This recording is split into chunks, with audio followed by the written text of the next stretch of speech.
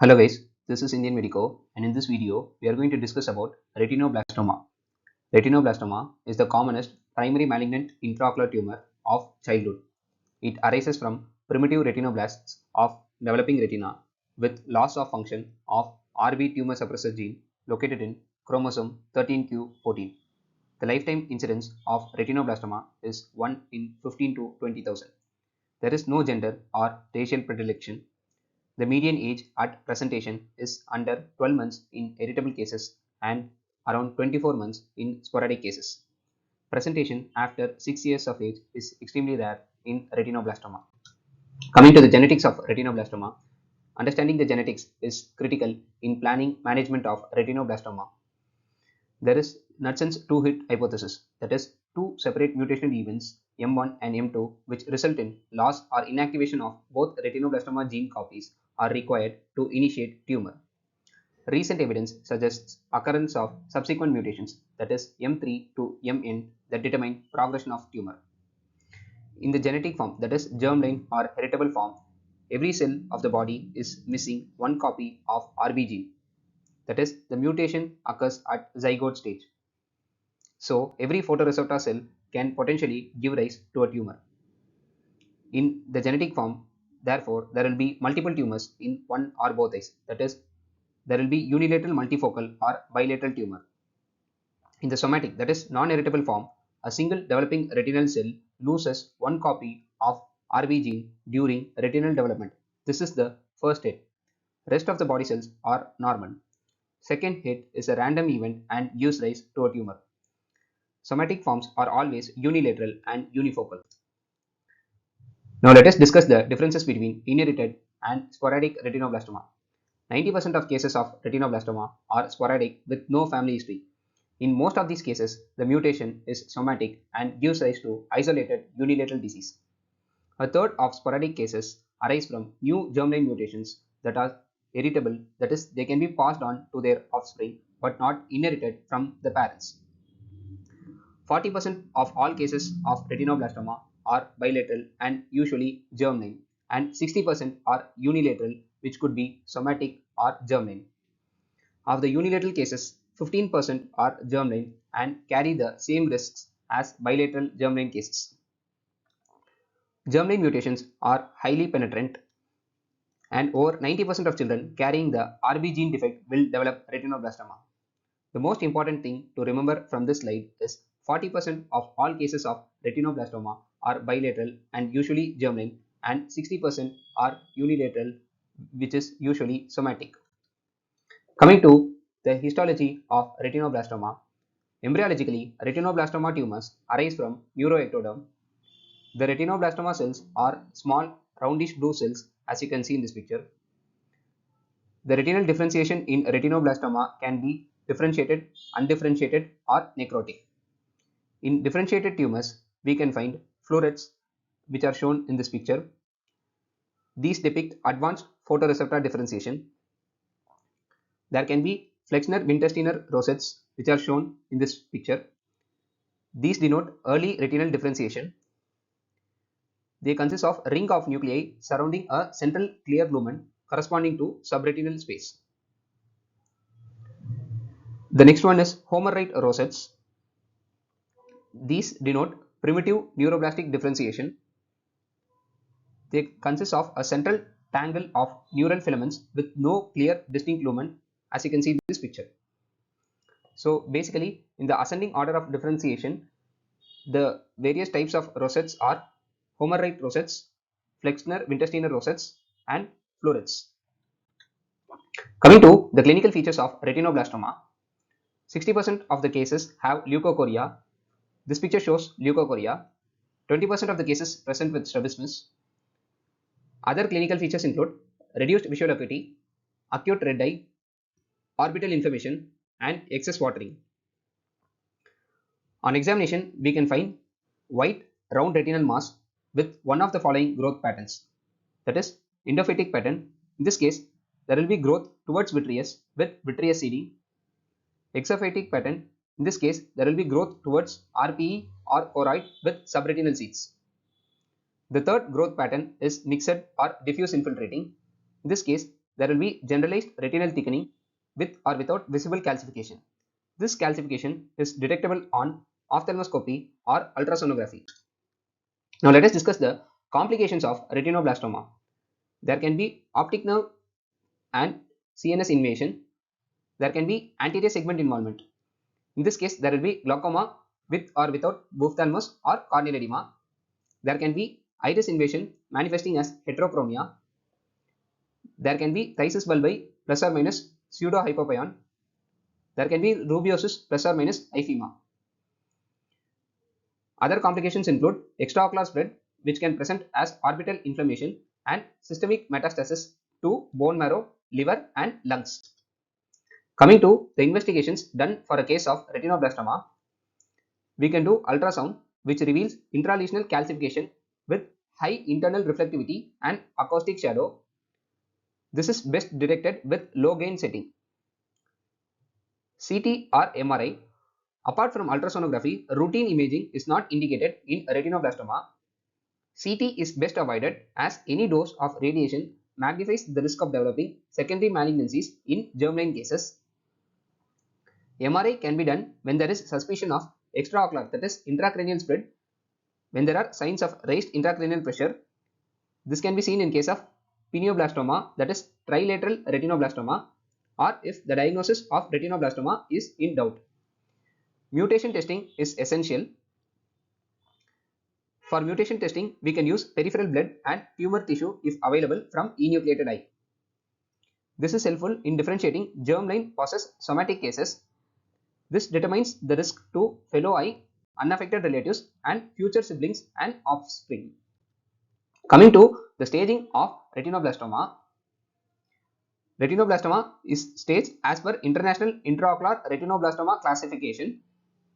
There are 5 groups. Group A is very low risk and it is a small tumor, that is retinoblastoma less than or equal to 3 mm in size and located greater than 1.5 mm from the disc and greater than 3 mm from the foveola. Group B is low risk. It is basically larger tumor, that is retinoblastoma greater than 3 mm in size, or macular retinoblastoma location, that is less than or equal to 3 mm from the foveola, or juxtapapillary retinoblastoma, that is retinoblastoma location less than or equal to 1.5 mm from the disc, or when there is subretinal fluid, that is clear subretinal fluid less than or equal to 3 mm from the tumor margin. Group C has moderate risk. In this case, there will be focal seeds, that is discrete retinoblastoma with or without subretinal fluid for less than or equal to 1 quadrant, and C1 is subretinal seeds less than or equal to 3 mm from retinoblastoma. C2 is vitreous seeds less than or equal to 3 mm from retinoblastoma, and C3 is both subretinal and vitreous seeds less than or equal to 3 mm from retinoblastoma. Group D is high risk cases. They have diffuse seeds, that is retinoblastoma with or without subretinal fluid greater than or equal to 1 quadrant, and D1 is subretinal seeds greater than 3 mm from retinoblastoma.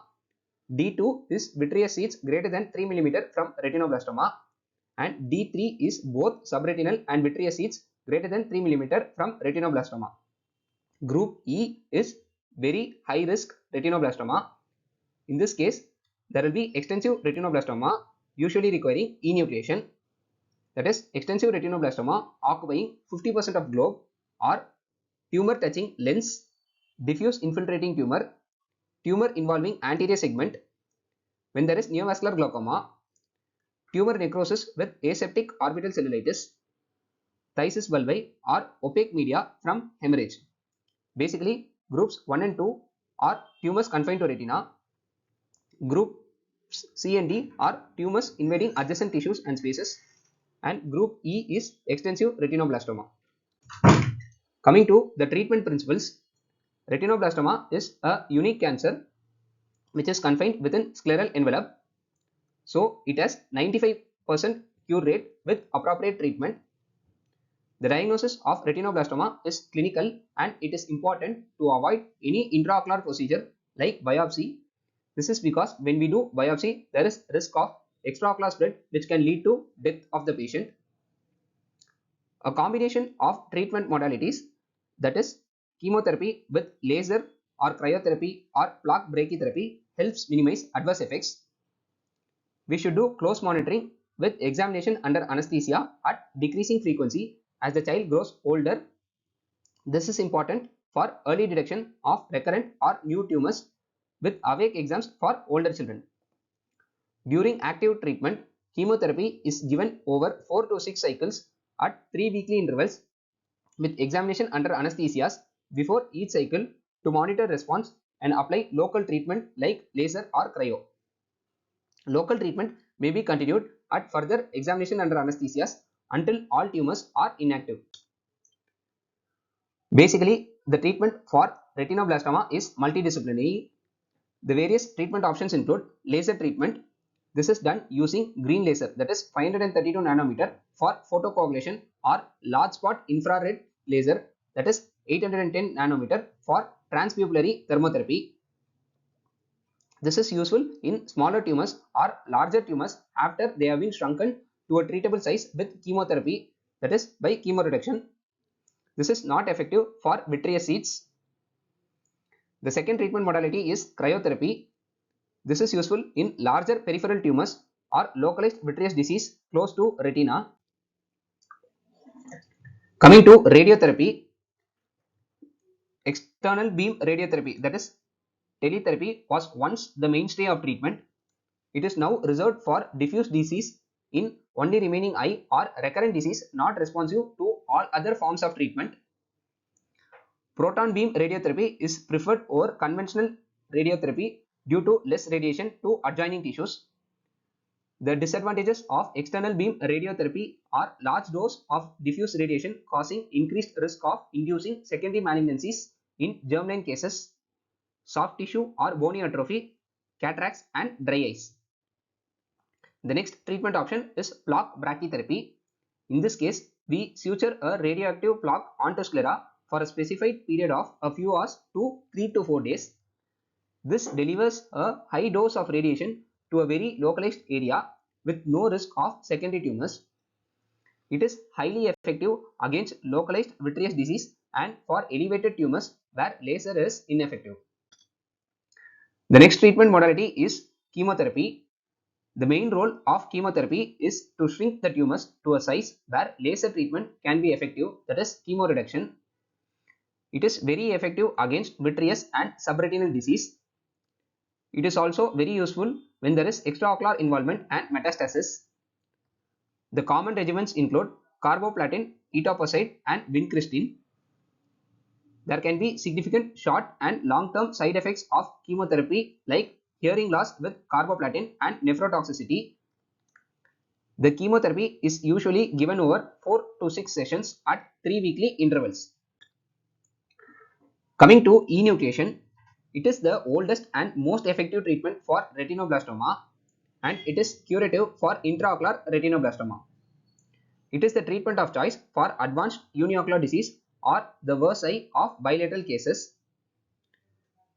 In this case, eye is removed with a long segment of optic nerve and sent for histology and tumor analysis. The tumor DNA studies are done to identify mutations. Comparison with peripheral blood can then differentiate germline versus somatic cases. An orbital implant of 18 to 22 mm in diameter is inserted at the same time to restore lost volume. This orbital implant is usually made of porous polyethylene, that is midpore, or hydroxyapatite or bioceramic. Later, a cosmetic prosthetic shell which is matched to the other eye is fitted. The next treatment option is intraarterial chemotherapy. It is an interventional radiology technique of delivering chemotherapeutic drugs directly into the ophthalmic artery after transfemoral artery catheterization. It is expensive and available only in few centers. It is useful for recurrent and resistant disease. The most commonly used agents are melphalan, carboplatin and topotecan. The next treatment modality is intravitreal chemotherapy. In this case, we deliver chemotherapy agents like melphalan plus or minus topotecan into the vitreous cavity via pars plana injection to treat resistant vitreous disease in selected cases. This is now widely used and is relatively inexpensive and has significantly improved success rates. Coming to the supportive treatment for cases of retinoblastoma, we have to do prosthesis fitting for enucleated eyes for rehabilitation. This is usually done 6 weeks after surgery. We have to give psychological support for children and families to deal with loss of eye, vision and a chronic illness. We have to give protective eyewear for the better eye during contact sport. There should be long-term oncological surveillance, especially for germline cases, and this is usually done by oncologists. We should give proper counseling, that is genetic counseling, and explain the risk to siblings and offspring. We should counsel the patients and children regarding the risk of secondary malignancies, that is we have to advise about risk factors like smoking and early warning signs. Cataract surgery, if needed, should be delayed for at least 1 to 2 years after active treatment. Coming to the prognosis of retinoblastoma, untreated cases of retinoblastoma will have local invasion and metastasis causing death within 2 years. Occasionally, tumor may spontaneously stop growing to form a retinoma or necrose to cause phthisis bulbi. Most small or medium tumors with or without vitreous seeding can be successfully treated while preserving useful vision. Overall, there is a 95% survival rate in the developed world in cases of retinoblastoma. The poor prognostic factors include size of tumor, optic nerve involvement, extraocular spread, and older age of the child. Patients with germline mutations are at increased risk of pineoblastoma, that is trilateral retinoblastoma, ectopic intracranial retinoblastoma, and osteogenic or soft tissue sarcomas. All these risks increase with radiation exposure, and patients with germline mutations should be under proper oncological surveillance. Coming to the screening for retinoblastoma, screening close relatives of retinoblastoma patients is invaluable in early detection and treatment, saving eyes and lives. If the mutation for the index case is known, mutation testing can be offered to relatives to determine if they are at risk of suffering from or passing on the disease. If there is positive family history, the risk is 40% to siblings and 40% to offspring. In case of unilateral retinoblastoma, the risk is 1% to siblings and 8% to offspring. In case of bilateral retinoblastoma with no family history, the risk is 6% to siblings and 40% to offspring. Screening is offered if mutation is positive, mutation is not known for the index case, and risk cannot be excluded. Screening is not needed if the relative tests negative for the mutation. This approach helps avoid unnecessary screening and saves resources. If you have any suggestions, please let me know in the comments section. For more such videos, please check out my playlists. Thank you.